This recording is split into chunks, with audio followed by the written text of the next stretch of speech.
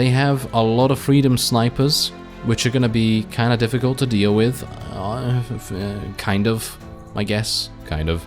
And otherwise, our forces are ready and willing to do what it takes to take it.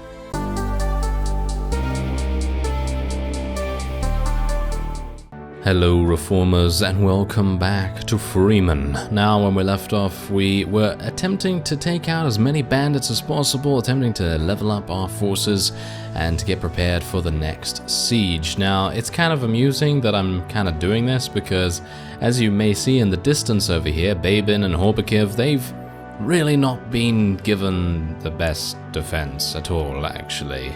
They have been given literally no defense and well, it seems like no one's attacking them at the moment, so it might just be because our relation with those factions is not very high, or shall we say, not very low in this case, because obviously they are wanting to attack us if they indeed have that issue, because apparently there's been a bit of a hotfix recently, and that has basically fixed a whole extra bunch of stuff. I know I talked about the bug fixes in a previous episode, but I think there was another hotfix after that, and yeah, there's just more and more fixes coming in and making the game just that much better.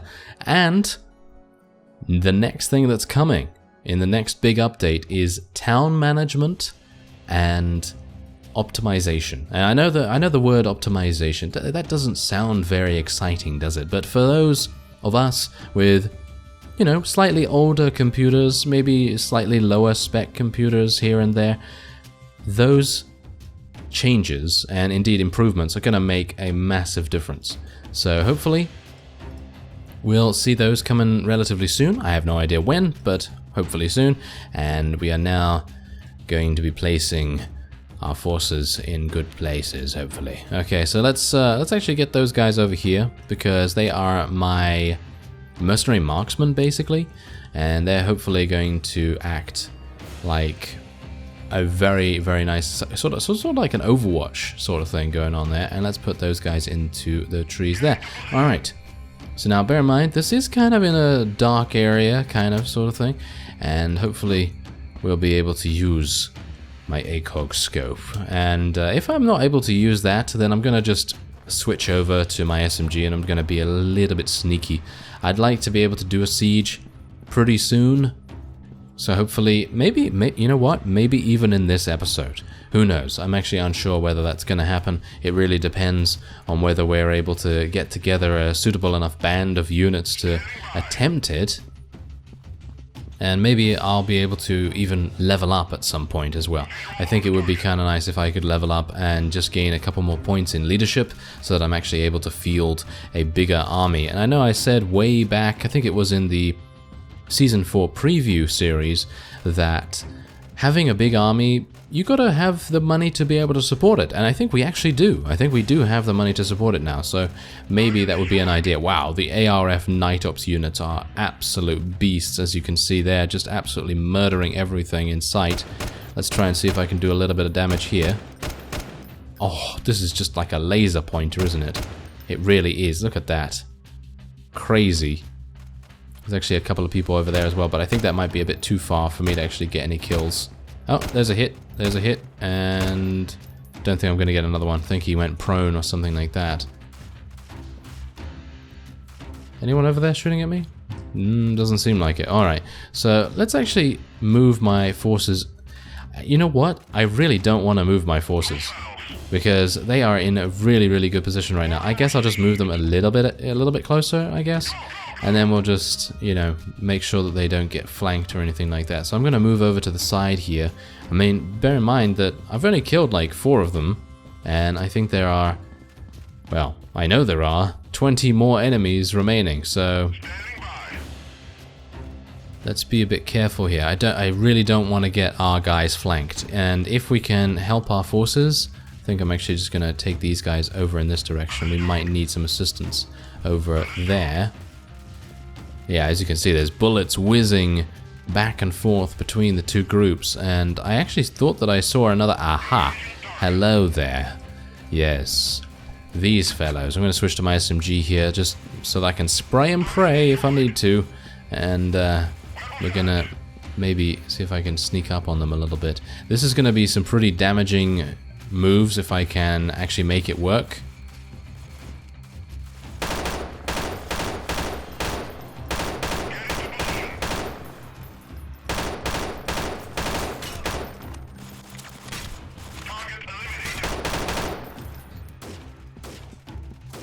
I think it did actually work very nicely. There we go. I mean, probably me using the assault rifle would have made more sense. Where is he? Where is he? I have no idea. He's in the bushes. He's like, yes, this bush will protect me. No one will be able to see where I am. And no, it seems like that's not the case. That is certainly not the case. We knew where he was. Well, okay, so it seems like there are only 3 enemies remaining, and I'm just going to tell everyone to charge in. That's what we're going to do now. You know, this would actually be one of those times where I might decide, if we are winning the battle considerably, to turn on that auto combat mode, because I know that the few times that we've turned it on, well, 2 times that we've turned it on, that it's not the greatest thing at the moment, but again, it's one of those preliminary systems that has literally just been introduced, and it's obviously not got a lot of revisions or anything about it just yet, and I'm sure there's going to be a lot more fixing of it and, you know, all that sort of thing. So yeah, it's nothing really to worry about if it doesn't work entirely well at the moment. But I'm thinking the auto combat's probably going to be pretty good for just eliminating those last couple of units, you know what I mean? So like if there's 5 units and you have 20 or something on the battlefield, should be a lot easier to eliminate them with the auto combat than having to order your units to do whatever you want them to do. Otherwise, let's take a look at some of our prisoners here. I'm actually wondering, wait a minute. Yeah, this is exactly the reason why I need to level up. My party size is only 51 maximum, and we have 45 right now, and we are actually fielding some really, really good units. I mean, these guys, okay, you know, they're not exactly great until they get to Freedom Sniper status. But once they get to Freedom Sniper, they're going to be just a little bit less good than Pozner Sharpshooters as far as I'm aware, so that's going to be pretty nice. And there you go, we actually did gain a little bit of experience there, and a couple of credits as well. Alright, so I'm going to actually sell a couple of other things here as well now. Alright, so I've done that. We now have 2,152 coming towards us, and as you can see, I basically have a full set of gear here with the exception of the smaller pieces and obviously the chest piece and the, you know, and the legs. But I have a gas mask, have a vest, have a helmet, and a weapon as well. So who are we going to give that to? Well, I've actually given my other SMGs, well, the better ones, to my FCA Juggernauts, because obviously they're running around with some not very good weapons. And I'm actually going to give this Armored Marauder right here, I'm going to give that the Type 56 SU, because it's a little bit better than what he was using. And let's have a look and see whether anyone else needs anything here. Are they? Oh, they're wearing... Oh, this guy's wearing a balaclava. That's not very good. Let's give him a gas mask. That's a lot better than the balaclava, thank you very much. And then we're going to give this combat medic some vest armor right there. Already wearing a nice helm, so maybe I can give this one something. There we go. Nice. Okay, that's a lot better. That's a lot better. And she's going to be leveling up very, very soon into a combat medic. Actually, wait a minute. I probably don't want to give them any gear until they've leveled up fully, because I've noticed that sometimes gear kind of gets consumed a little bit, so maybe we want to be a little bit careful about that. Alright, so these guys are absolutely beasting, as you can see. Don't really need to give them anything, do I? And maybe... this is not a combat medic either. I guess, you know what, let's just give these guys a helmet, because they're actually using a pretty good helmet. Huh. I actually thought they didn't have a very good helmet on, but apparently they do. Okay, what about one of these fellows then? They don't seem to be using helmets. Okay, they don't seem to be using helmets, so I guess I'll just give them one, and I guess that's it. There you go. Why not? Okay, so we've done that, and we do have a couple of prisoners, as I say, but I would very much like to be able to level up before we do anything about that. However, Zinkov is right next to us. And there's a huge amount of enemies around here. That's absolutely crazy. Okay, so have a look. Zinkov, not anything really to worry about. They have a lot of freedom snipers, which are going to be kind of difficult to deal with. Kind of, I guess. Kind of. And otherwise, our forces are ready and willing to do what it takes to take it. Alright, so here we go. This is the siege that I didn't actually know was happening, but it's happening right now. And, I'm actually unsure what I should do here. I guess what I should do is I should take beans on toast and cheese. It's a common pairing, isn't it? Beans on toast with cheese. And then we are also going to take our snipe potatoes. And that actually sounds like a nice... That sounds like a nice meal, doesn't it? Oh well. Anyway, point is, we're going to be taking these 3 guys and we're going to try and put them in a really good, advantageous position. Hopefully somewhere, maybe around here. Because this is slightly elevated, as you can see, but they have no cover. So what is a better place for them? Probably over here? But then this building is slightly taking away from their effectiveness. So maybe what I could do is maybe over here would be reasonably good. But then I think about that and then I think it's not really, is it? Because it's kind of far away from where we need them to be, really. And you know what? That would be a pretty fine place to take them, I suppose, at the moment. Now what we're going to do is we're going to take our support waffles and chocolate and our jugger cakes, and we're going to put them over here, and we're going to tell them to do something a little bit different. We're going to tell them to go over in this direction.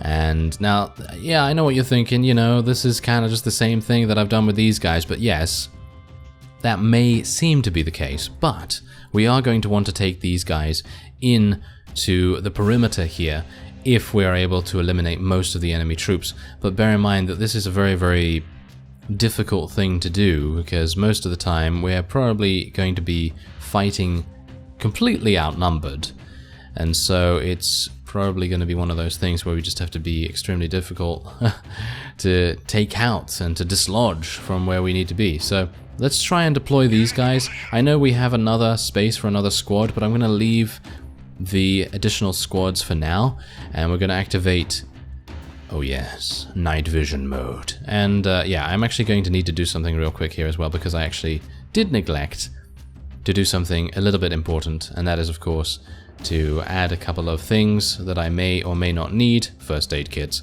and we are then going to move out. Let's do this. I'm ready. I have a really, really nice assault rifle here. I'm going to just use the assault rifle unless I'm at close range, and in which case I'll switch to the SMG. But for the moment, I'm just going to make sure that I have accuracy on my side, as much deadly efficiency as possible, and hopefully I'll be able to support our units a little bit as they do their work, and you know, obviously try and eliminate the enemies. So let's see if that actually happens the way I envisage it. Who knows, because I have no idea where the enemies are. Hopefully we'll be able to see them when we are over this hill, and maybe that will result in a couple of quick kills. Alright, so our units have not reported that we have seen any opposition whatsoever. Oh, wait a minute, are we being shot at? Any opposition whatsoever, I was going to say, but no, it seems like we've seen the opponent, and hopefully we'll be able to get into these trees before anything happens. Whoa, look at them. There's so many of them, and hopefully I'll be able to shoot them relatively effectively. Yes, there we go, there's a freedom fighter, death, and another one. Oh wow, there's a lot of them. There's a lot of them. They actually have some really high tier units here. I was kind of aware of it, kind of, sort of. So let's just see if I'm able to get a good number of kills here. This is where long range is obviously coming into effect, and making sure that we're actually dealing some nice damage, and hopefully I'm not going to get absolutely murdered.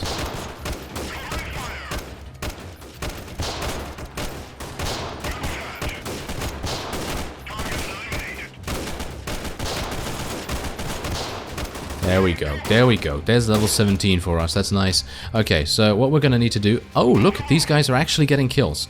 That's fantastic. That is really, really good. I was really worried that they would be utterly useless where I placed them, so I'm very happy that we're actually getting engaged upon in 2 separate areas. I know that sounds weird, you know, it's like, oh, you want to be killed in 2 separate places? Yeah, no, I actually don't want that, but I do want to have those kill zones be extremely effective, and that's exactly the reason why I basically said, you know, Beans on Toast has all of our Night Ops units and our ARF Marine and everything in it, and then our Snipe Potatoes obviously have all the Posner and the Freedom Snipers and all that sort of stuff, and then we have Cheese, who I think has all of the Mercenary Marksmen, so they're all extremely good at what they do from long range.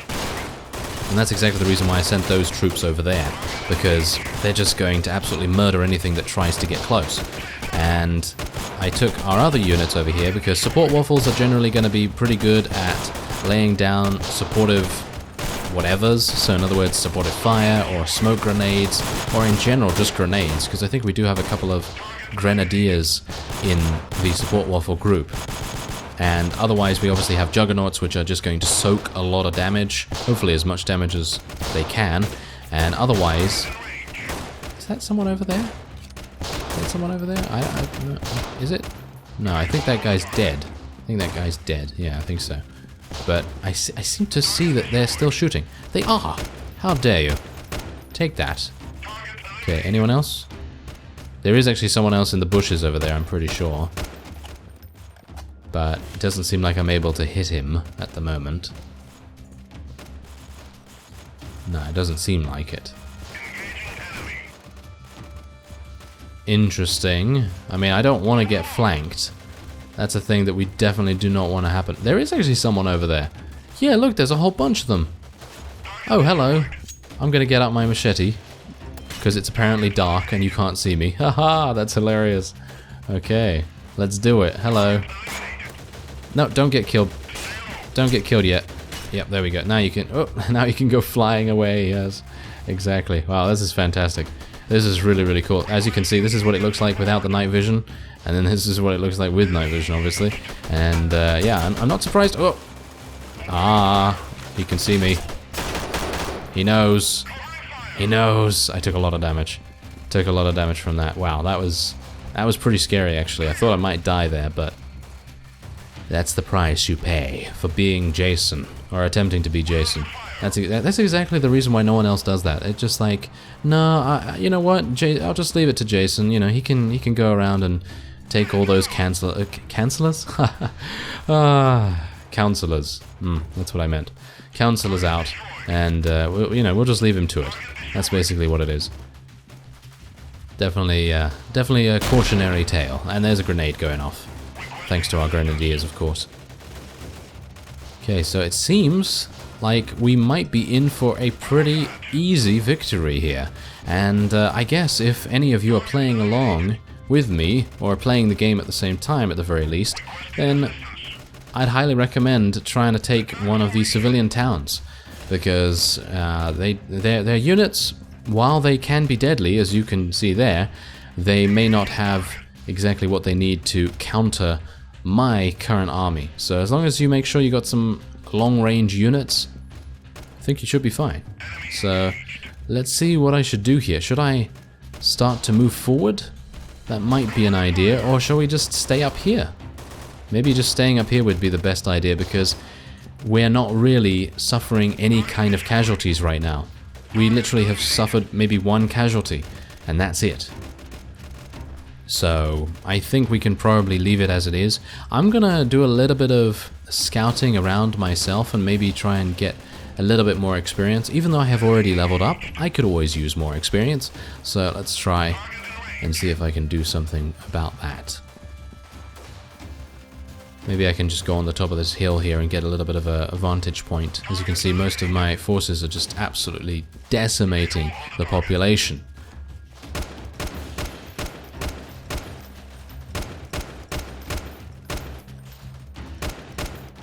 Wow, that was a freedom sniper right there. Oh, there's a whole bunch more. Okay, that's a bit worrying right now. Maybe I should try and shoot them as well.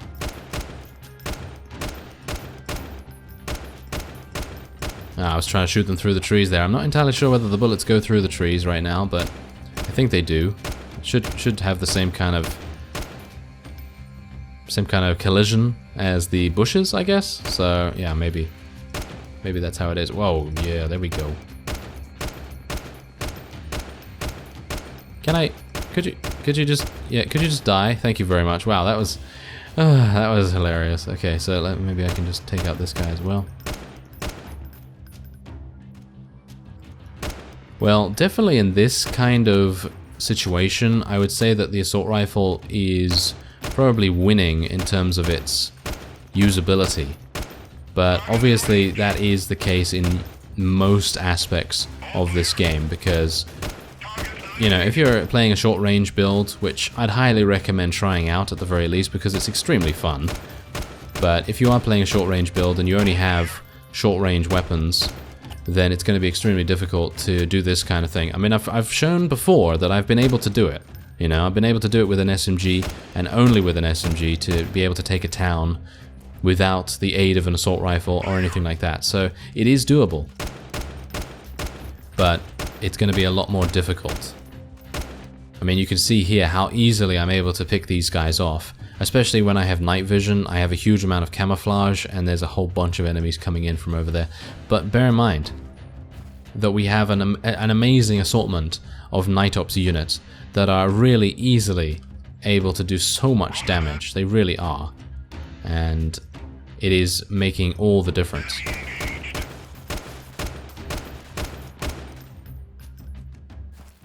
There's only 13 enemies remaining.